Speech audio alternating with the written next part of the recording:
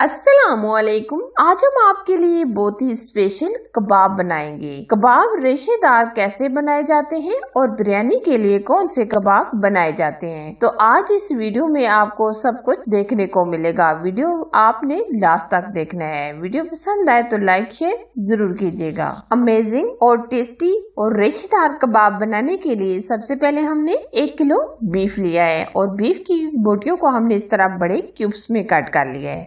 आधा किलो हमने दाल चना ली थी जो हमने तकरीबन 20 मिनट पहले भिगो के रख दी ताकि अच्छी तरीके से फूल जाए। अब हम इसमें डालेंगे 2 चम्मच के करीब लहसुन अदरक का पेस्ट।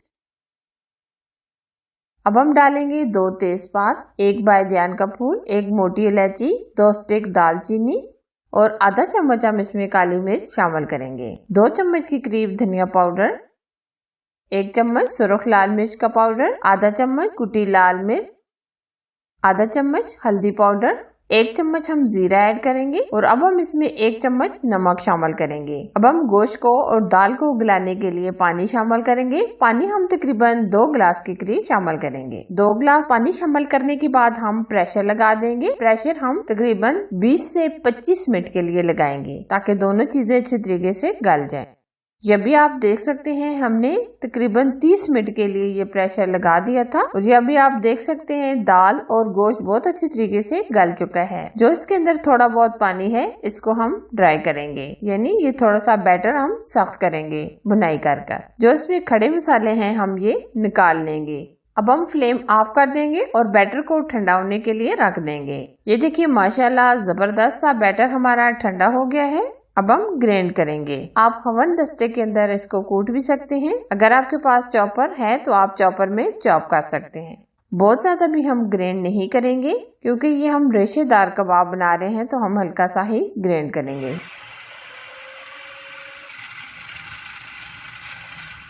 ये भी आप देख सकते हैं ये एकदम रेशेदार है, बहुत ज्यादा भी हमने ग्राइंड नहीं किया। अब हम इसमें डालेंगे 4 से 5 हरी मिर्चें बारीक चॉप की हुई और साथ ही हम इसमें डालेंगे हरा धनिया। अब हम अच्छे तरीके से मिक्स करेंगे।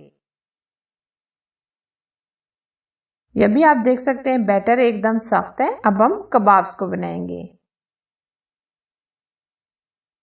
कबाब आप किसी भी शेप में बना सकते हैं, राउंड शेप में, लंबाई शेप में, जिस तरह आपको पसंद हो। ये देखिए हम इस तरह बड़े साइज के ये शामी कबाब बनाएंगे। अच्छी तरीके से हम राउंड में घुमाकर गोल कर लेंगे। इसी तरह ये हम सारे कबाब बना लेंगे।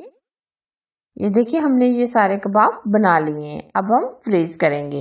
ये कबाब आप लंबे अरसे के लिए सेव कर सकते हैं। सिर्फ आधा घंटा आप फ्रीजर से निकालें और फ्राई कर लें। ये कबाब आप बिरयानी पुलाव के साथ खा सकते हैं जो खाने में बहुत ही अच्छे लगते हैं। ये कबाब बनाना बहुत ही आसान है। मैं हमेशा इसी तरह ये कबाब बनाकर सेव कर लेती हूँ।